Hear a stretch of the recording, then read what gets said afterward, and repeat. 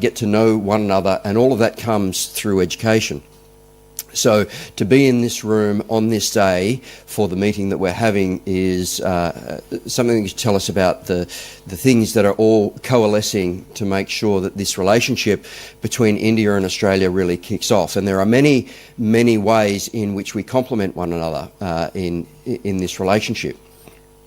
I should acknowledge we have some MPs in the room. We have Justin Clancy hiding over the back there, who's just joined us. We have Charisma Kalyanda, who are my parliamentary colleagues here. Special thanks to Minister Giles for bringing Minister Lokesh to visit us in this wonderful occasion. Your very first visit. I hope that it is better than your US experiences. But when we think about what we need to do in these bilateral ties, how we need to come together, of course there are many avenues in which Australia and India complement one another. Of all of the relationships we have with different countries around the world, the bilateral relationship between India and Australia is in many ways the ones where we have the most commonality and the most touch points of connection. If we talk specifically about education, there are many ways in which our two countries can work together for mutual benefit. We have some of the most advanced educational systems in the world here between our university sector and our TAFE sector. We also have some of the most stringent requirements and regulations when it comes to everything from construction through to all of the rules and regulations required to build things, which means that our education system, both in a formal academic sense, is very, very strict in the pass and fail, and it also means that the industry learning is very, very high as well. So by allowing a system, for example, where we use New South Wales TAFE or we use our university sector to help train people on the ground in India to come to Australia to learn skills and trades, we can benefit the human resources that are available in India, and we can also go some way towards addressing some of the skill shortages that we see in Australia across multiple sectors, whether that is in the construction industry, as I mentioned earlier, whether that's in medicine or whether that's in IT or other sectors. All of these things start from a good foundation of collaboration between our two nations and with the education sector. I am fortunate enough to represent a diaspora that has the largest number of, or should say, an electorate that has the largest number of people from the Indian diaspora. It's the largest and fastest growing. We have the most amount of Hindi speakers. And I can tell you from experience that as that population has grown, this population has shifted over the last 10 years or so from a largely Anglo community, small, almost rural on the outskirts of northwest Sydney, to now having tens of thousands of people, and the vast majority of people who are coming in are from the Indian diaspora. Now, during that period of population growth, what we have seen is an unusual phenomenon where our unemployment rate has plummeted. We have now one of the lowest unemployment rates. In fact, my electorate enjoys almost half of what is surrounding me. We have seen a significant drop in the rates of crime and criminality, and we've also seen a significant increase in educational outcomes. And this has come about not despite the population that we've seen, but because of that. And so then we go back to how all of this works together with these complementary attributes that we have between Australia and India, and why it is a natural fit for the two of us to be together. And at the risk of stepping on the Minister's toes here about the foundations that were laid with the bilateral trade agreements, but they are the foundations that were laid, and it's incumbent upon states to then start building upon that to grow. When we're looking at economies that are approaching into the trillions of dollars, when we look at the way that Australia can complement that, whether it's with education, whether that's with raw materials, either in the mining sector or in our agricultural sector, whether we're looking towards things like the technology that we use in farm and agriculture here and how that can be transported and utilised in India, and the production, manufacturing capabilities in India, the way to take innovation into commercialisation in India, it means that there are enormous amounts of opportunity for both Australian businesses and Indian businesses to work together, not for the benefit of one individual company and certainly not in a purely transactional sense, but in a mutually beneficial way where we can genuinely come together and work together to grow the economies of both countries and to uplift the opportunities that exist for our relative populations. So I'm very, very excited about this evening. I'm very, very excited to listen to the wisdom of the ministers that have come here to join us. And thank you so much to the industry partners. Thank you to AIBC, Irfan in particular, for his tireless efforts in making these connections happen. And for the people who are in the room here today who are going to make this happen, we have now that we have reached India as being the second highest migration rate, we have built the human bridge that is the final piece of the puzzle that's been required to make these opportunities work. So I encourage each and every one of you to walk away from this room after your prayers for prosperity this evening, then start working on ways on how we can collaborate together, how we can make the dream and the concept come to realisation. Thank you.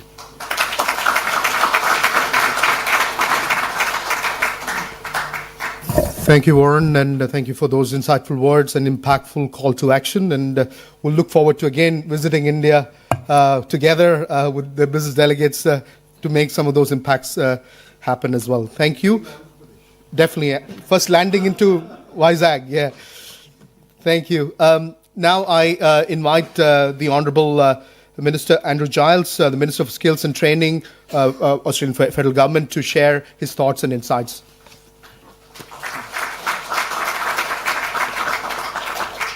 Thank you very much, Irfan. It's a great pleasure to be here. I want to begin my remarks too by recognising the Gadigal people as the traditional custodians of the land on which we're gathered, and paying my respects to elders past, present and those who are emerging too.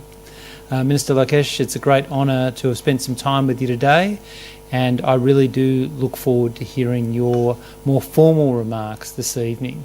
It's a privilege to be part of the conversations that we are having. As Warren was suggesting, and indeed as Irfan said, many of the opportunities between our two countries will be navigated not just at national level and not just at business-to-business level, but through the considered engagement of subnational governments who understand their regions, their economies and their labour markets. And having read a little bit about the success story of Andhra Pradesh in recent days, it was wonderful to hear you talk us with such enthusiasm about what has been done, but more particularly for what is to be done, and to think about the shared opportunities that presents. So I'm very much looking forward to hearing from you, and we'll try and keep my remarks brief so we get to you quickly, Minister. I know that Warren and I think it's Justin, I'm not sure if we've met before, and of course my friend Charisma are here from the New South Wales Parliament. I can say this, that while I'm obviously not a New South Wales parliamentarian, becoming the chair or co-chair of the Parliamentary Friends of India is as fought over as a cabinet position in the federal parliament, and perhaps that's something that can be taken away. On that, I want to recognise my old friend, my young friend, former Minister Alan Griffin, as well as all the other dignitaries here. It's an absolute pleasure to be here at the AIBC. It's my second AIBC education event in as many months. I'm not sure what's planned for November. And it is wonderful to be able to welcome you, Minister Lokesh, for this event. To think about the reputation that you've built for your government's transformative work, particularly in terms of technology, real-time government. There's a lot for us to think about here, and human resource advancement in Andhra Pradesh. And I think everyone in this room appreciates the opportunity we have to draw on your experience and to think about where it might take our bilateral arrangements. I want to also acknowledge the really critical role the AIBC has been playing for 40 years in building understanding and building connection. I don't think it's something that really can be overstated, and I think the energy that the AIBC has right around the country right now is infectious. I think there would be a delegation from an Indian state here at least every second week at the moment, and conversations around that are happening non-stop around the country. The business-to-business links are being reinforced by a deeper understanding, and that's in large part due to the work of the AIOBC. Now, if I turn briefly to the skills landscape in Australia, the one thing I really want to emphasise is that our view is simply this: education and training are absolutely key to building economic prosperity for Australia, and we believe that that is the case for India too. We share many things as nations, but in particular right now we have the privilege to share the fastest growing region in human history, and that brings with it the opportunity to make the most of it for all of our communities. That's really, I think, what brings us together here. It's why we also, in the Albanese government, deeply value the incredibly diverse and large, by Australian standards at least, diaspora communities that add so much to the colour and movement of every Australian community. I think I'm not alone in seeing, obviously, tonight's as being just one part of an ongoing Diwali that seems to stretch for about half the year. But I do wish everyone a happy Diwali, and perhaps I can say to our visitors from India, Diwali is not simply an event for the diaspora community, it's a significant event for every Australian, and I think that speaks more eloquently than to any words we can put on paper about our relationship as countries and as people.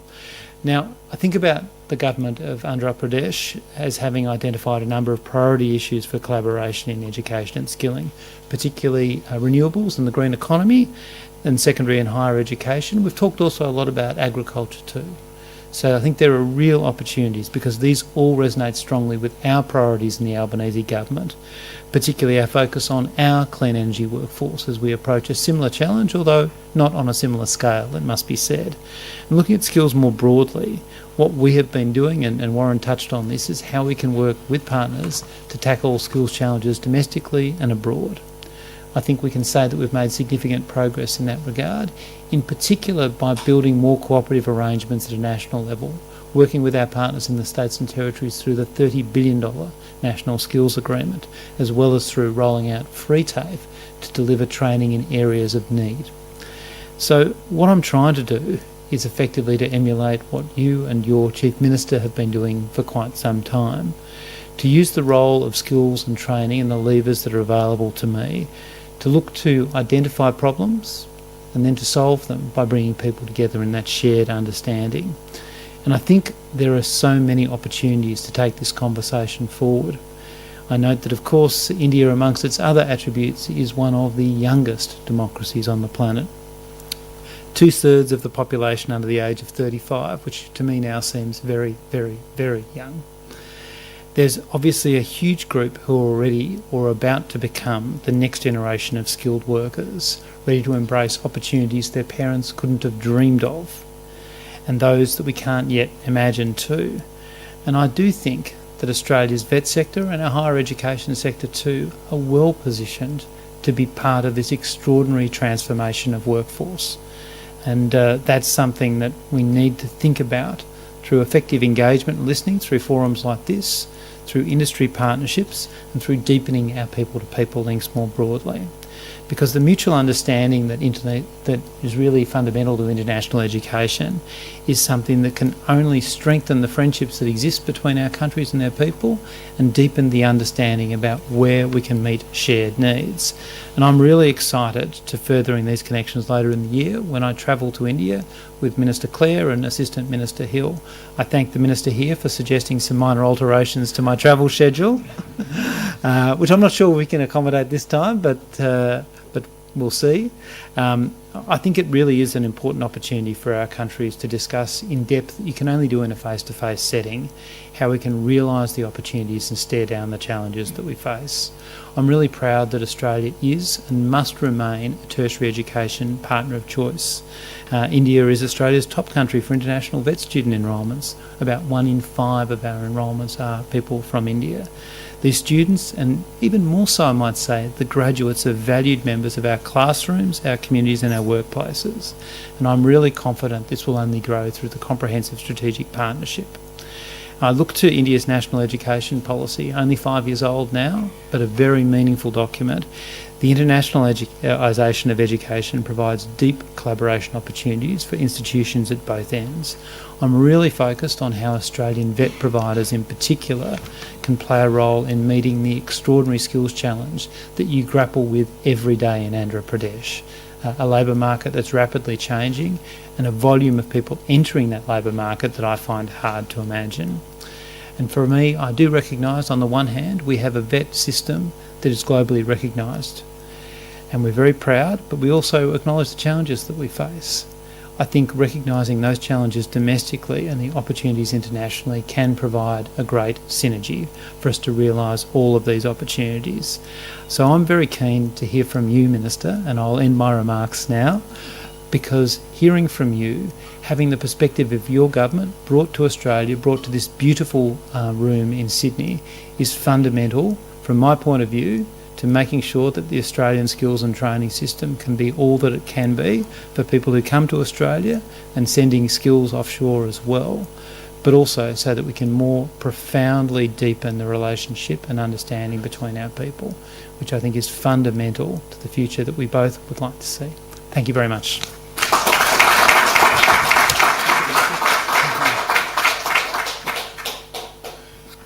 Thank you, Minister Giles, for your insightful words. And I think that strong reinforcement of partnership, recognizing the strengths and the opportunities to forge this relationship on, led by the skills opportunity is a key here.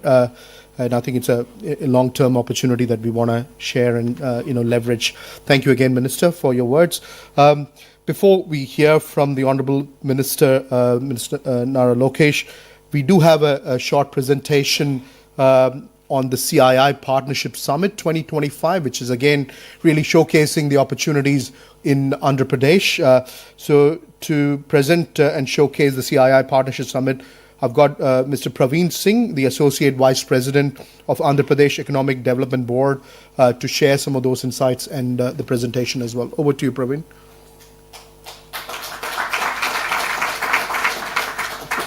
I'll sit from there. Okay. Thank you.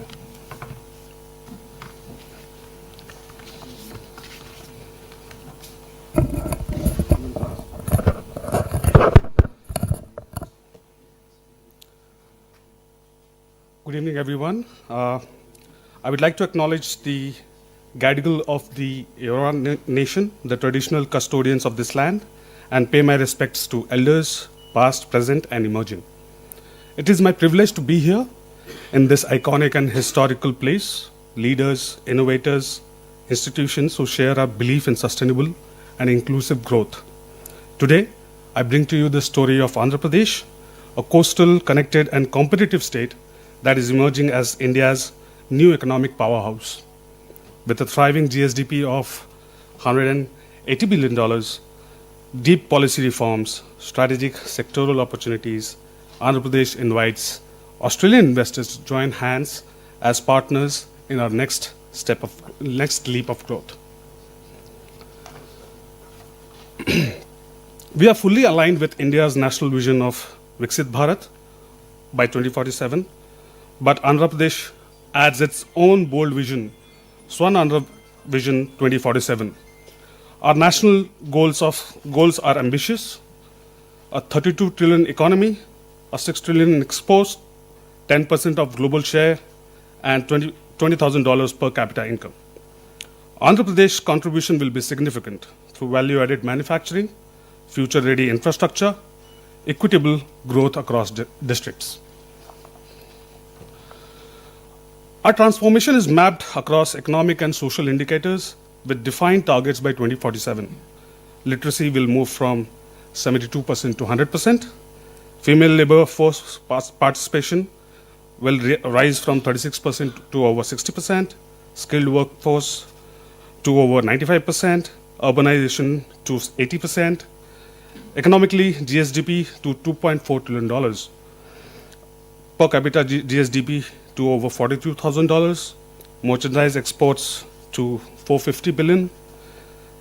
And renewable energy share from 35% to over 75%. These are not projections. These are milestones with live policy tracking. Andhra Pradesh economic model is anchored on 7 powerful pillars that reflect both intent and action. Policy framework, over 25 active policies across sectors ensure clarity, speed, and investor assurance. World-class logistics with 6 ports, 3 industrial corridors, seamless highway railway connectivity. We offer among the lowest logistics cost in India. Amravati, a greenfield capital, designed as India's most modern capital city, built with smart and sustainable infrastructure. Future-ready workforce with a skilled database covering 3.5 crore citizens and 200 plus hubs aligned to sectors like AI, clean tech, and manufacturing.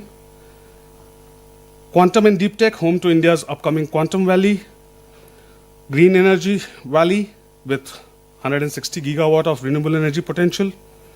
At the core of all this is our governance model led by Honorable Lokesh sir, powered by AI-driven, tech-enabled workflows, ensuring real-time monitoring, predictive action, investor-first service delivery.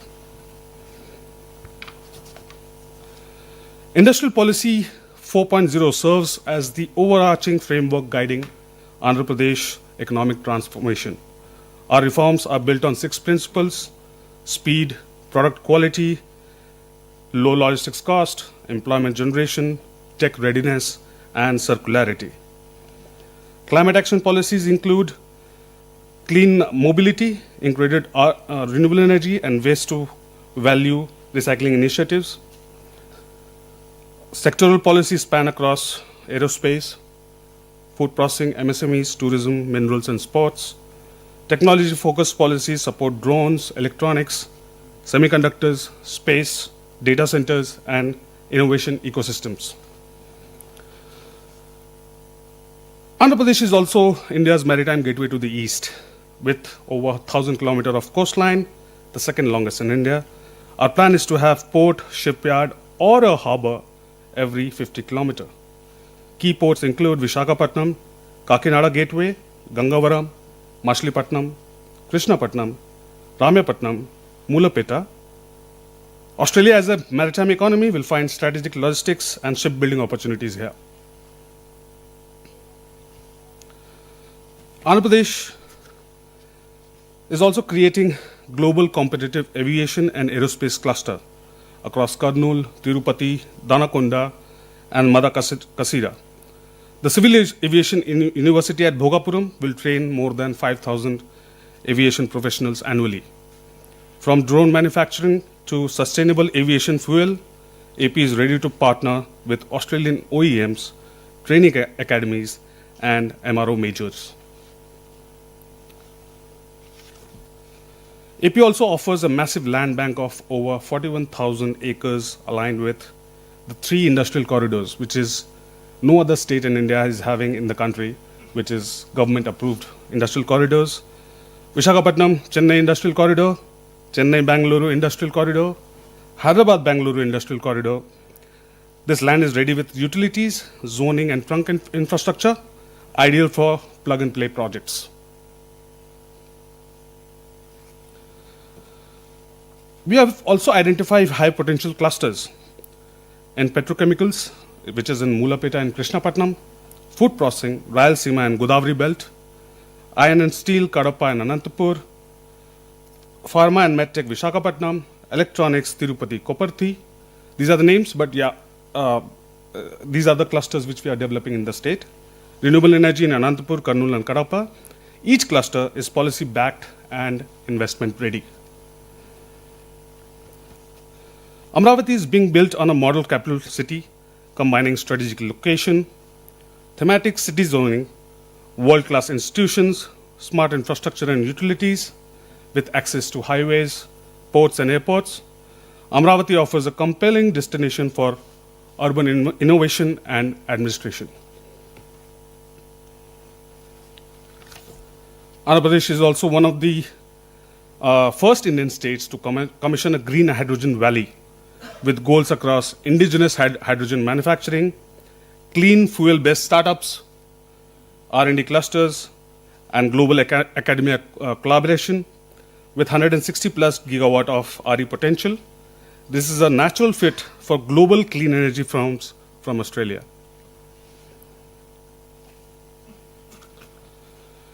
AP's tourism sector is unlocking huge potential. 10,000 plus hotel keys, 1.5 lakh plus women-led homestays, 20,000 to 50,000 new rooms by 2029. Private investment target is $2.9 billion by 2029. Tourism GVA doubling from 4.6% to 8%, connected by a single tourism super app. From wildlife and temples to Buddhist trails and beaches, we are unmatched in natural and spiritual tourism. Now, Visakhapatnam, it's now a leading tier 2 tech hub with 48 universities, institutions, more than 25,000 affiliated colleges, over 38 million people in tech talent catchment. We are a budding capacity for GCCs, AI, analytics, and digital services, and invite Australia's tech and education institutions to co-create here. AP has a 38 million strong talent pool with over 25.2 million within the age of 15 to 39, ready for next generation employment. We are building a deep tech ready workforce through the Naipunyam Digital Skills Universe, a statewide skilling architecture. The ecosystem includes universities, skill hubs, digital platforms, mobile-based learning tools for maximum access. We are partnering with Infosys, Cisco, Oracle, Microsoft, and many more to align skills with global industry demand. Our goal is to match Industry 4.0 and AI era needs, more cloud and coding to cybersecurity and clean tech. Andhra Pradesh has conducted skill census in 2024, covering like 3.4 crore citizens across 1.8 crore households with Aadhaar-linked skill IDs.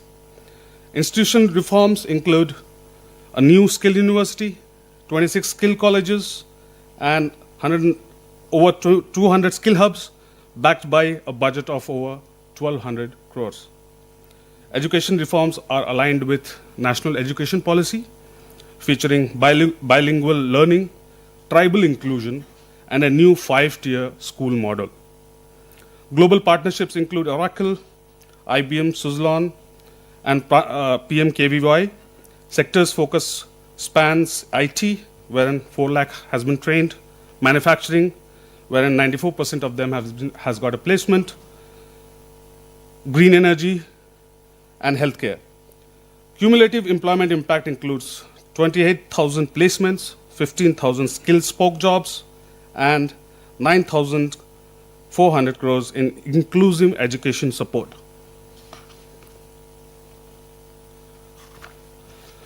In Vijayawada and Rajahmundry, we have launched the Ratan Tata Innovation Hub, which is focused on one family, one entrepreneur. Angel and VC access, corporate and educational partnerships, infrastructure, clean rooms, prototyping labs, Internet of Things. We welcome Australian accelerators and R&D groups to connect with this bottom-up entrepreneurship platform. Andhra Pradesh is pioneering governance 4.0, a data-driven, AI-enabled, and people-first model. A state data lake will unify all government data into a single source of truth, enabling cross-department insights. Our Aware Hub, going live by November 2025, will monitor 42 real-time parameters from satellites, drones, CCTVs, and Internet of Things IoT devices. The AI intelligence layer will detect patterns, trigger responses, and guide predictive governance. Citizens will access 700 plus public services via WhatsApp with real-time redressal going live by August 15th. It has already been live, sorry. Sorry. This is not a pilot, it's a quantum governance at scale, and Amaravati will lead India's transformation. In just past 12 months, AP has secured over 120 billion in investments with the potential to create 7 lakh jobs. These are across clean energy, electronics, food processing, and ports, and reflect real investor confidence in AP. I would like to invite all of you to the Partnership Summit 2025 to be held on 14th to 15th November. The venue is Visakhapatnam. This will be a landmark event showcasing project-ready pipelines, MOU signings, and global cooperation across industry and innovation. Let me conclude with a heartfelt invitation. Join us in building sustainable, inclusive, globally competitive, and innovation-led economy. Let us shape the next decade together as partners, collaborators, and chain makers. Thank you.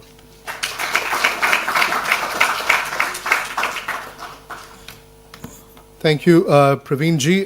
Thank you for sharing those insights. And one of the cues I will take is that is very visionary, is one family, one entrepreneur. Myself as well come through, entrepreneurship runs in my blood, I would say. That is an amazing vision of yourself and the Honorable Chief Minister. So we are definitely keen to partner on that. And really, I want to bring those accelerators and investment funds as well and scale-ups to leverage Andhra Pradesh as the soft landing, for destination for India or India market access. Thank you again, and really looking forward to joining you all at the CII Partnership Summit.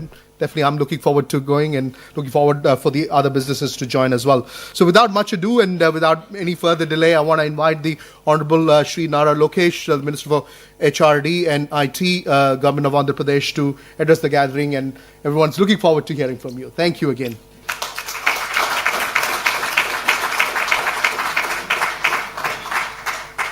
That's okay.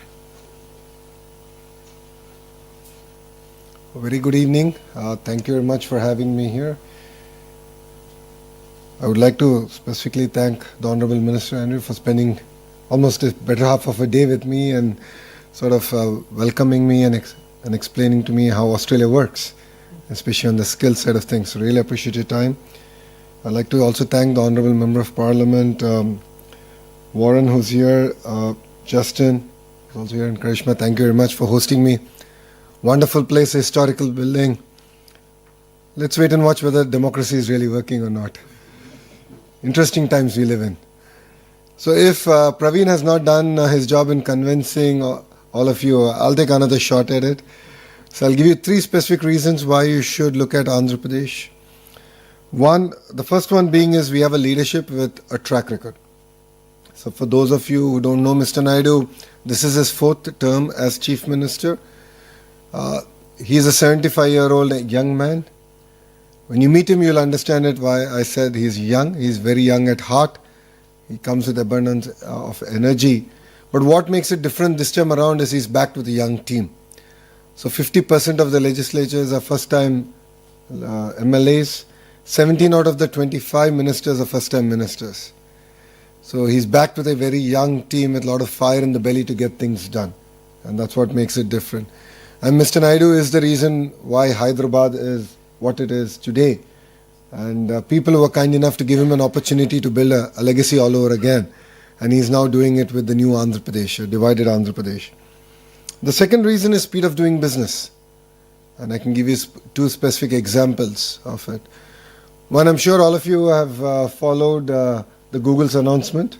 It's the single largest FDI investment in Indian history, and it's landed in Visakhapatnam. It's a greenfield data center that's getting built out there, and it's not only the data center, it's the whole the landing station, the sea landing cable station that's coming out there. And we are really excited about building the entire ecosystem. I've had an opportunity to meet a few of the data center developers here in Australia, and I've had the opportunity to invite them to Visakhapatnam. But we're really excited to build a larger ecosystem. And we got all this done in 13 months, which is 1 month more than what we agreed with Google on. And once we agree to work together, it's no longer your business, it's our business. And first thing you'll see getting created is a WhatsApp group. We love WhatsApp.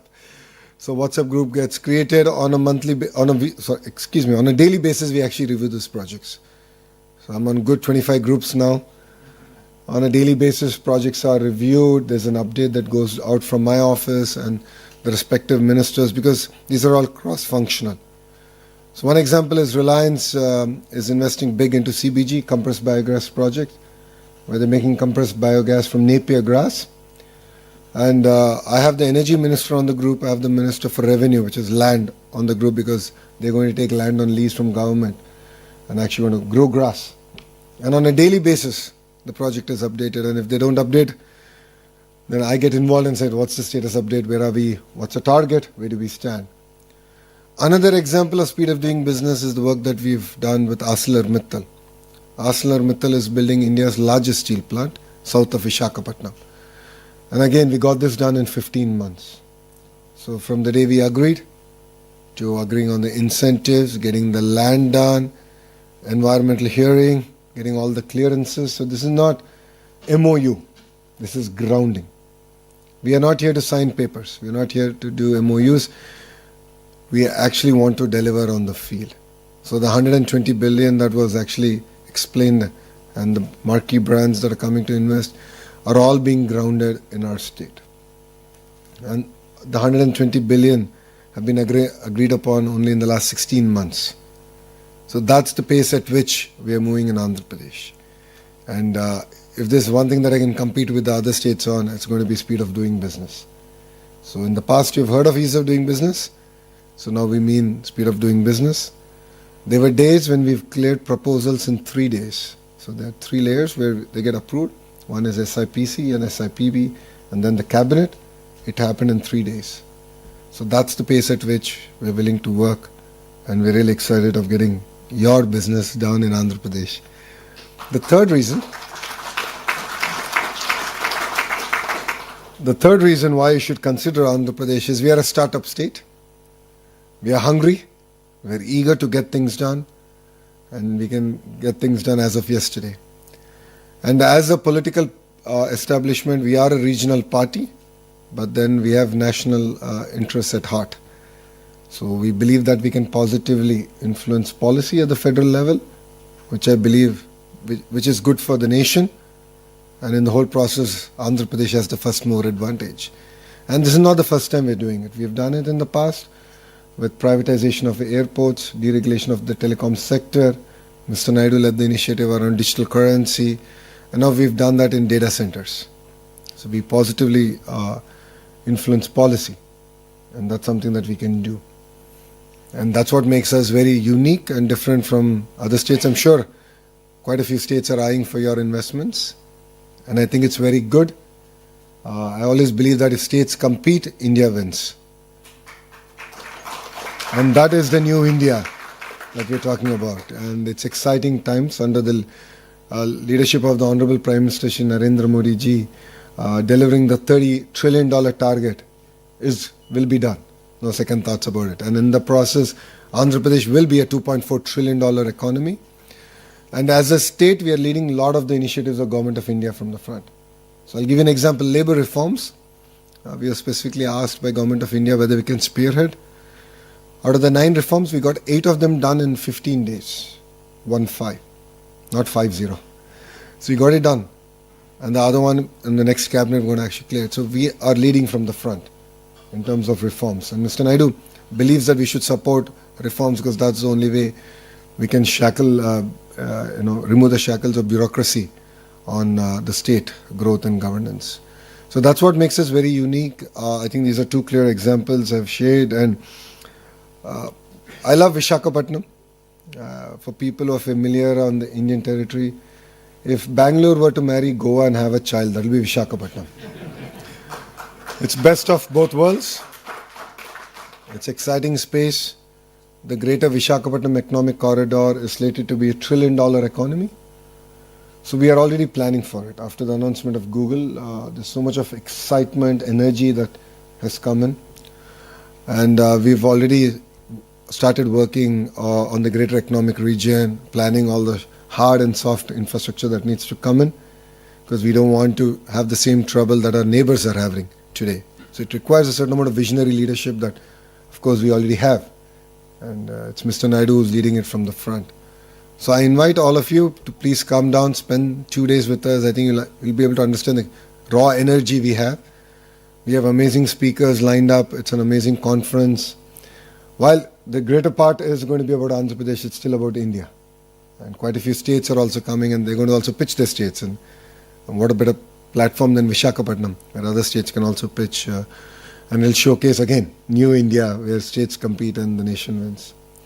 So thank you very much for your time. I thought I'll make this more a dialogue than a monologue. So I'm here to take any questions that you have. Okay? Thank you very much. We'll give you the microphone. Oh, that's okay, I can hear. Oh? Share the microphone.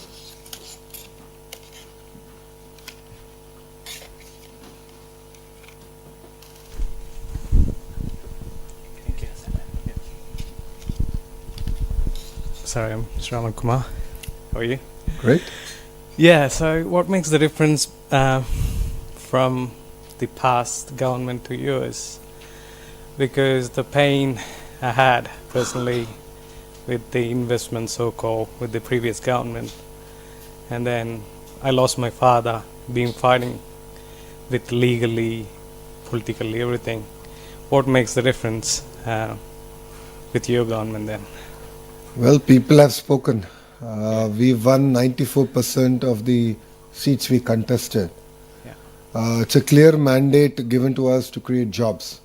And we actually we made a promise that we're going to create 2 million jobs in 5 years. Yeah.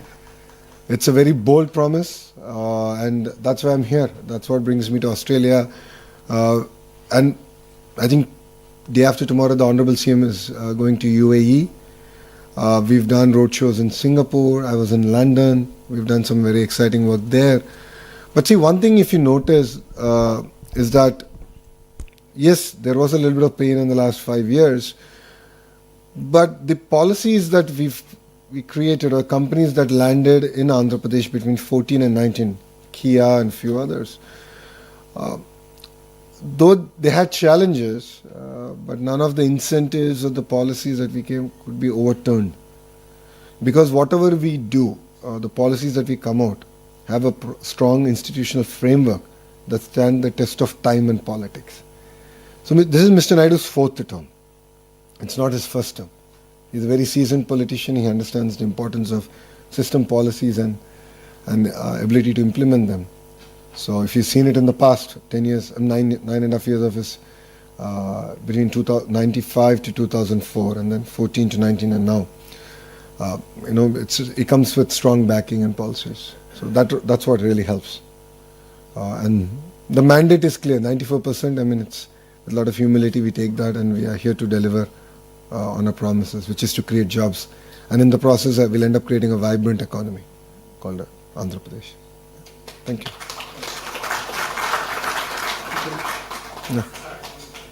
No. We'll just finish and if we have time, we'll come. Huh?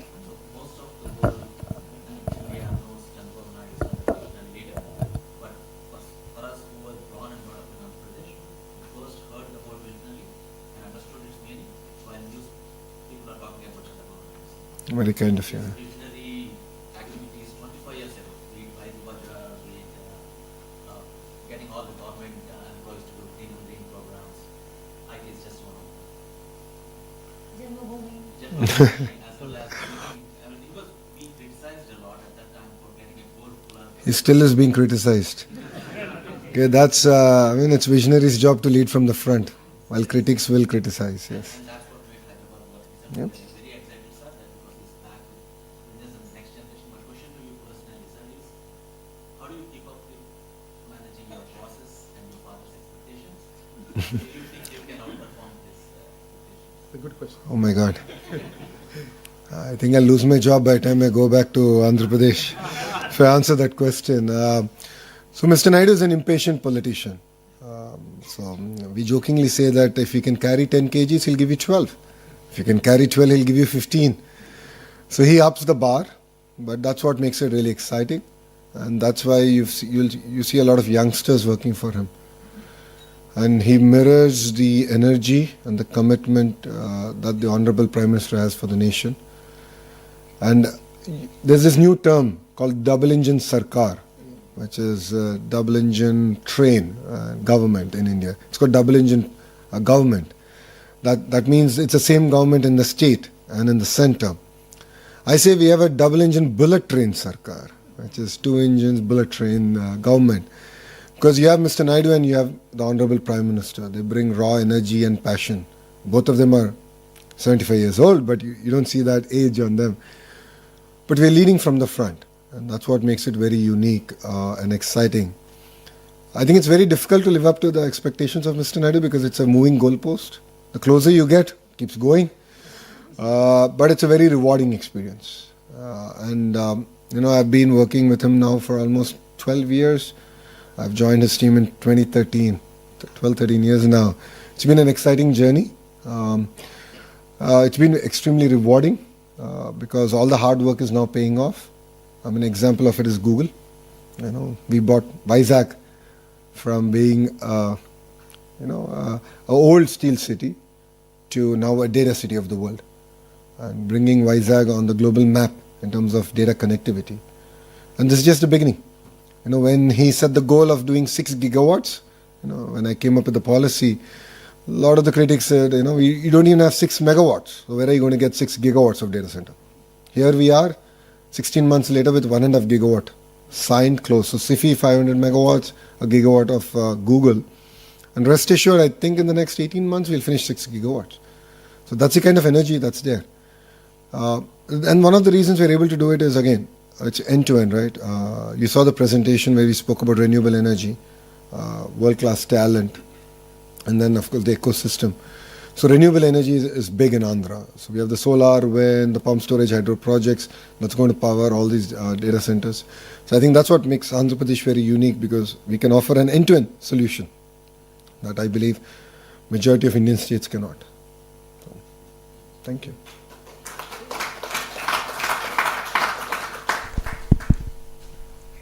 Not sure if we need the mic. Thank you. That was a lovely presentation to all of you. And thank you for addressing everybody. My name is Hemant Babbar. I'm with the IBC. Sir, firstly, congratulations on the $15 billion you've scored from Google. I hope that's just a start. You've been here for, some time now. Yeah, 2 days. 2 days is pretty good. Actually, 24 hours. 24 hours, okay. Look at the time from I landed to where I am now. So have you rested at all? Well, I hope. Where do you see, in your opinion, Australian businesses entering into Andhra Pradesh with what you've seen so far? And where do you see those opportunities aligning between the two countries? I think that's a very good question. If you look at sectors like skill development is one sector that I saw there's great opportunity. Education, again, a lot of work that we can do together. Mining is a sector, of course, it's a natural sector for both Andhra Pradesh and Australia to work together. Parallelly, I've seen agri-tech as one of the areas that we can possibly collaborate. Today when I had a lunch with a few of the CEOs, one thing I said in agriculture is it's not just about wheat and corn. There's a lot more innovation that we can do around horticulture, sectors like mushroom, which today don't exist in Andhra Pradesh. So agri is a very, very big sector for us to sort of focus and collaborate. You do have a vibrant startup ecosystem. That's one thing. Through the Ratan Tata Innovation Hub, we can sort of collaborate, and India is an amazing launch pad in that sense. So these were a few of the sectors that we thought we can start working together on. Renewable energy, of course, is very something that we can build on. You have an amazing education system here around it. So sharing with the Honorable Minister here that green molecules, so taking renewable energy to green molecules is going to be very, very important for us as a state. So that's another area that we can collaborate. But I think the Economic Development Board shared opportunities around automotive, space, defense, drone, compressed biogas, aqua, quantum computing, pharma, medical devices manufacturing, steel. Now Russia is also investing big with their acquisition by Rusal of an alumina refinery in Andhra Pradesh, which is going to bring upstream and downstream industries also coming in. So I think Andhra Pradesh in that way is opening up across sectors, and that's what will make us very unique compared to other states in India. Thank you, sir. Lovely. Thank you. It's a very long answer for a short question. Welcome to. Thank you. Welcome to Australia, sir. My name is Vish Vishwanathan. I am from Australia India Business Council, working with Mr. Irfan. As we have industry chapters. I'm very proud to lead this chapter called Make with India, encouraging Australian companies to make with India. It is basically implementing Prime Minister's vision of Make in India. So we want to implement that in Australia. So definitely it's a very welcome, that your visionary program for Andhra Pradesh.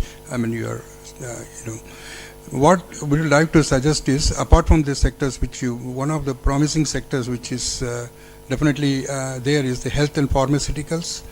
And then also defense and security is another area which a lot of potential is there. And the third one is the sports. As you know that Australia is also, going to have the Olympics, and there are many other games going to be happening in Brisbane. So there's another sector which you may like to consider.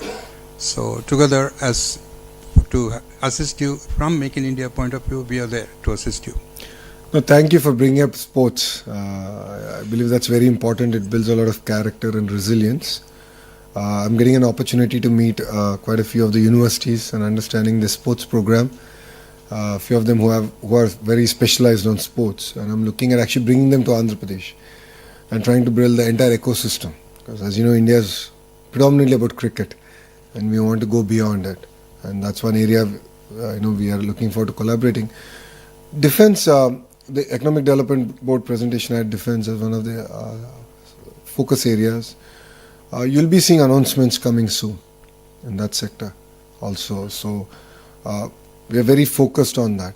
And I believe on the power of clusterization, where vertical and horizontal integration is going to happen, where I believe that the ecosystem has to should be built within a certain amount of radius.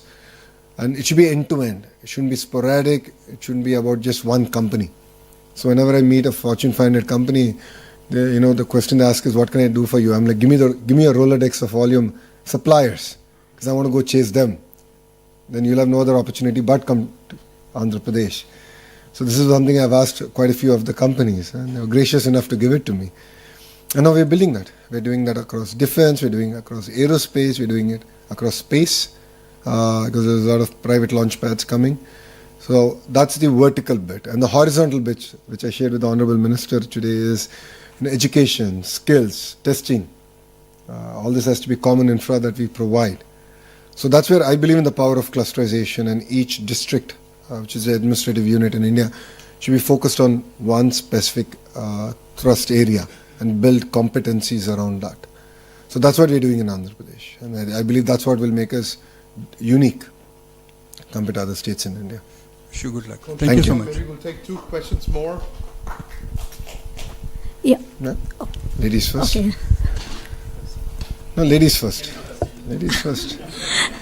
Thank you, sir. It's very nice to hear a lot of insights. Myself, Dr. Tanima Banerjee, I'm a young scientist. I'm very much interested towards the women in STEM. I just wanted to know what are the opportunities in Andhra Pradesh in women in STEM, and if there is any scheme, and what are the new opportunities for the entrepreneurs, those who wants to connect with Andhra Pradesh government, and a lot of student exchange program and many other schemes if it is. So would like to hear from you, sir. Oh, thank you. Thank you for bringing this up. For me, gender parity is very, very important. So we are actually are starting it from kindergarten. I've already done a bit of work in school education, where first grade, second grade textbooks, when you have household chores in that and their pictures, they only have women doing it. So we've changed it. We've made it 50-50. Sorry men, you have to pitch in. You have to clean up. So I believe in it. We're very passionate about it. And fundamental change happens through primary education. That enables, when you bring about these changes, it enables also women an opportunity to think beyond the traditional sectors. Historically, Andhra Pradesh has done better with women in STEM.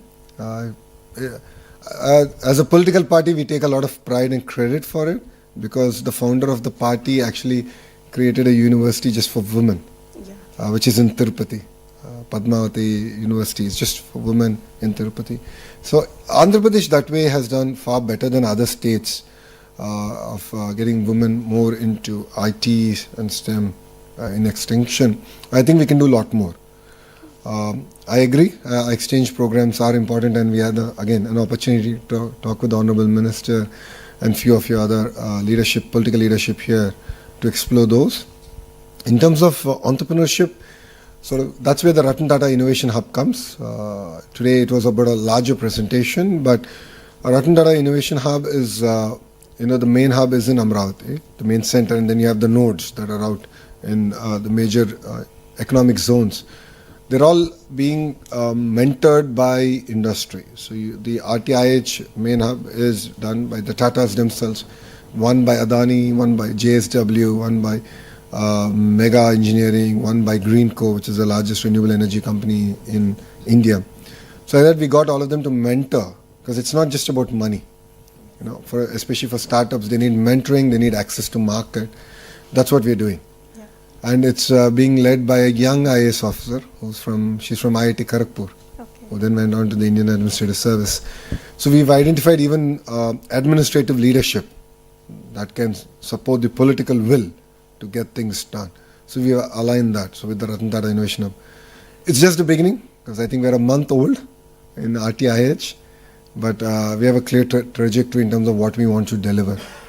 So again, I believe that will make us different. So I also believe that if student exchange program can be happen, so Australian students could learn something new from the Indian students, and also Indian students can learn from the Australians. So this exchange will again will strong our bilateral relationship. No, absolutely. I get asked this question a lot. As an alumni of Stanford Business School, a lot of Indians ask me, why Stanford? How is it different from an Indian business school? And one of the thing I say is that, when you go to a different culture and when you're surrounded by people from different parts of the world, you tend to appreciate things far better. Exactly. And you understand a lot of context with which questions are asked and the way people contribute to your classroom. And this is my first trip to Australia, and it's been now just over 30 hours since I've set foot on your soil, and I've learnt a lot. And I'm truly amazed with what Australia and Andhra Pradesh can learn and work together on. And on that note, I would also like to thank, where's Calvin? There he is. I would like to thank Calvin and the leadership here in Australia for having me down. Honestly, if not for you, I wouldn't have made it this far. But I think, they've really curated an experience. And I was actually asking my team, does India do this? Do we have a similar program? And we should actually do it. Even at state level, we should do it, where we are able to bring in thought leaders from across the world to come and visit. I think there's a lot to offer, a lot for us to learn, and a lot that we can offer to the world. So thank you. Sir. Thank you. Thank you, sir. My name is Ram Gorlamandula. I'm an illustrious alumni of Sri Satsai Institute of Higher Learning, Puttaparthi. Oh, nice. And a resident of Kadapa, but been here for the last 2 decades. Oh, wow. So I run a multifamily office practice specifically focusing on helping Australian family offices to invest in high growth Indian startups. Oh, nice. We have invested not in unicorns, but unicorns were created 10 years ago. So we invested in minicorns, which are now unicorns. Wow. So we hold a few of them in our portfolio today. Based on my decade-long work across these markets, there are 3 or 4 major observations that I've made. One, for example, I do a lot of work with AMTZ in Vizag. Yep. I've visited AMTZ many times and happens to be a co-alum who is currently chairing the zone there, Mr. Sharma. Yeah. So Jitendra Sharma. So I visit there quite often. Exceptional individual. Excellent. So one of the major things that I've realized is when we try to create a market access program for medical devices from AMTZ, biggest issue was regulatory approvals in Australia. If there is any way, as a representative of the government, that you could actually create a representative office for TGA, Therapeutic Goods Administration, in AMTZ's office. Okay. So that medical device organizations and products that are manufactured in Vizag could actually comply with Australian regulatory approvals to fast track that. Something that regulatory agencies here have done very well with China in the last 3 decades. So same applies to building material industry. So there are organizations like Standards Australia, Master Builders Association. Many of them have operating representative offices in various parts of China. And because of that, if you go into any building material hypermarkets, the likes of Rees, Bunnings, so any of these supermarkets where you find building materials, you have a significant influx of Chinese products. And primary reason, because Australian regulators were called into those manufacturing clusters, so that manufacturers who are manufacturing there had significant insight of what is required to get a watermark certification for a Chinese tap to be sold in Australia or a Chinese lamp to be sold here. That is something which is currently missing with India. And more fundamentally, looking at Andhra Pradesh as such, something that we've done very well at Tat Capital is not to invest in India but invest in Bharat. So Andhra is a real definition of Bharat. So and something that I share very commonly with many of my tech entrepreneurs here, Australian tech ecosystem is already significantly late in embracing Indian tech employment scene. So don't go and compete for talent in Hyderabad, Bangalore, Chennai, Mumbai, where it is significantly overcrowded. Go for new age cities like Vizag. Go for new age cities like Coimbatore. So on that note, may I be bold enough to ask you, sir, that you put a reference white paper in front of the government to say that to create an Andhra Australia Global Capability Center as a single center of excellence for all Australian technology companies to have a global capability center out of Vizag, so that every Australian company is based in a single city, and all these technology companies who are significantly late entrants compared to the Fortune 100 companies out of America are possibly discovering talent out of Bharat rather than hunting for talent out of India. Thank you. I think two specific asks. One, AMTZ is a great example of vertical integration and the cluster approach, right? So we got the vertical bit down. Now I have to work on the horizontal, which is the entire skills, the education, and of course testing, certification. And that's something that we take strong feedback on. The same initiative we need to do in the aqua sector and various other sectors. So I'll work with my counterparts in the Australian government, and we'll put out a paper out there, and we'll figure out this journey together. And that's something that we're going to do. Competing with other states, I think I'm doing a half decent job. I'm getting called names for doing it. But that's okay. I mean, again, I come back to the point that if states compete, India wins. Bharat wins. And that's new India. So it's competition is very good. As long as it's healthy, I think, we can take the country forward. Makes us sharper, makes us hungrier. And states that are complacent will end up losing. And Andhra is not going to be one of the complacent states. If you know Mr. Naidu, and you know him better than me, so he's not going to let us be complacent. So my father rolled out Janmabhoomi and Aksharashmi from the ground. He's a college principal. Oh, wow. Unfortunately, he lost his college in previous government when they took away the government-aided program. So you're a victim. Okay. So our family has been a main funder of the college for more than 45 years in the village. The aided. Yeah. So we now have a building with no teachers to teach. I understand. Yeah. That's one thing we couldn't stop. Unfortunately, I mean, policy was actually done before we actually ended up in. So thank you very much. I really appreciate all of you coming. Give a round of applause.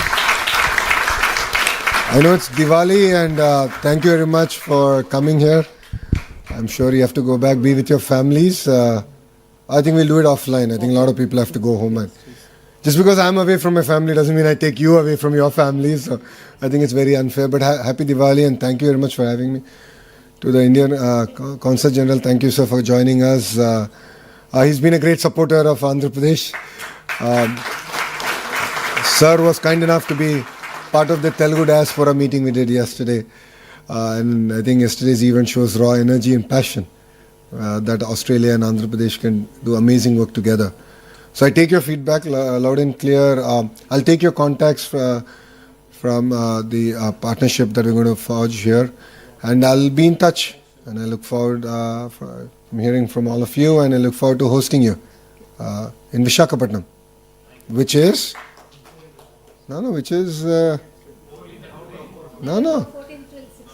Yeah, and Visakhapatnam is a product of Thank you.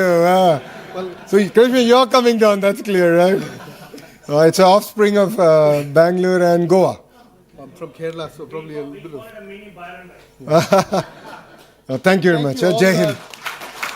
If I can hold you back here, Arunaji, a small token of thanks and appreciation, a lot of respect and love from all of us here. Actually, here all my Telugu Sandhini team is here. We do the Ganesha festival every year from last 12 years. It is on behalf of Ganesha team. And wishing you all the best to remove all the hurdles and bring best out of you. Next time I'll send you Mangalgiri scarves. My constancy, sir. Thank you very much. Thank you very much.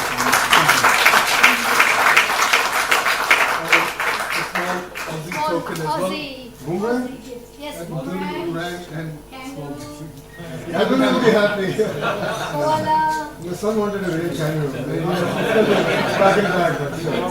For Brahmani. Oh, thank you. Yeah. And I got something for my favorite person in the world is Chandrababu Naidu. Calendar 2020. Oh, thank you very much. Please give him one more. thank you again. Appreciate that. And indeed an honor, not from us. Look forward to forging those strong partnerships. Thank you. Thank you. Thank you. Please, we will have time for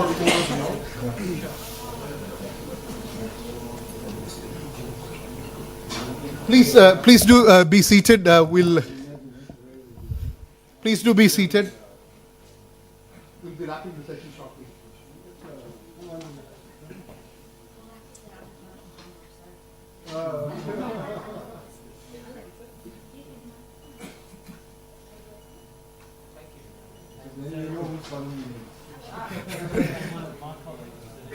Please, if you can be seated, I will invite.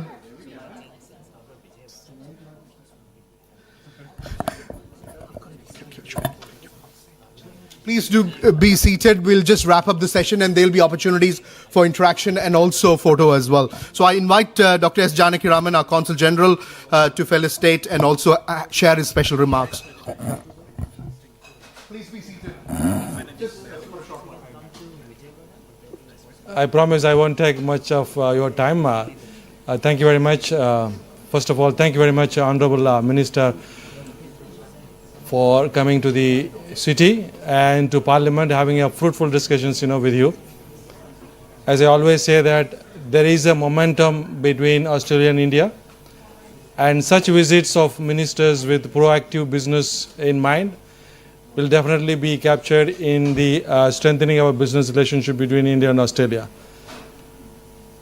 The created momentum can be seen from what you do in India, whether you are going to go for some investments and export-import.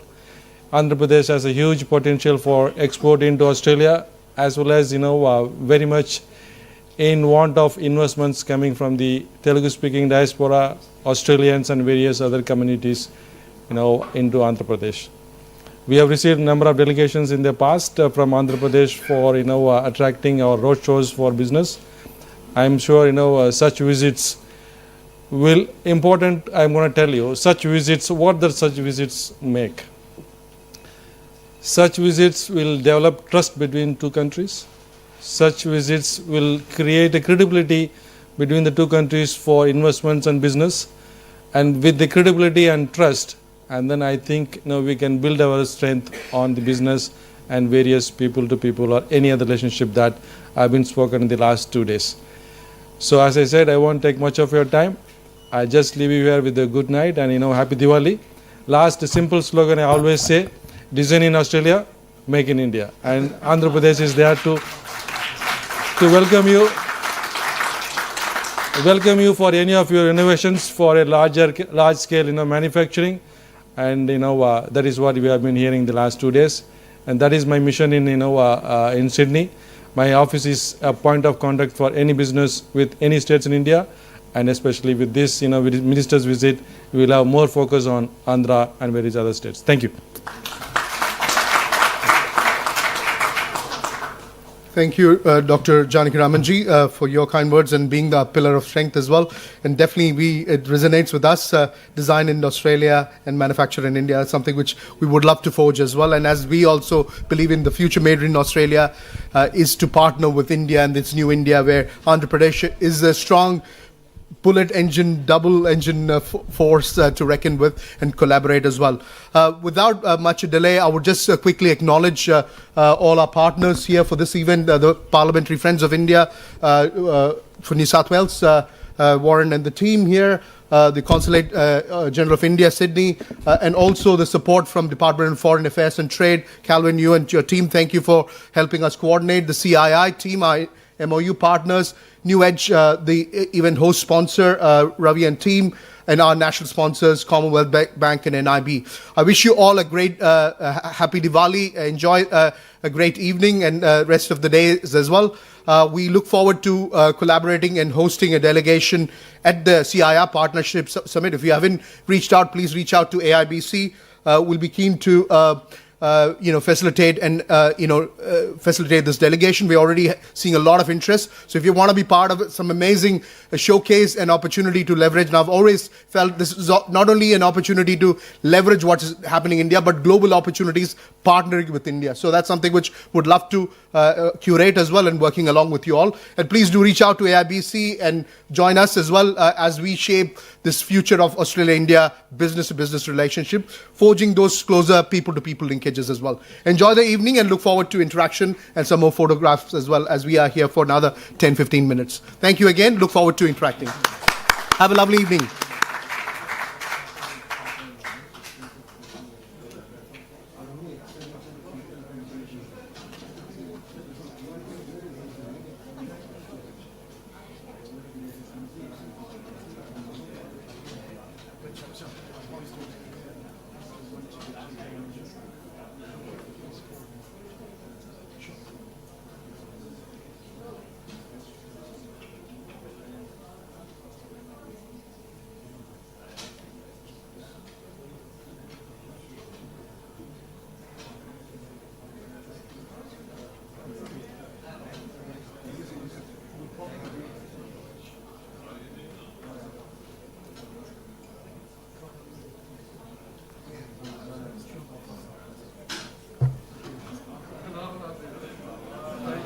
Have a bit of a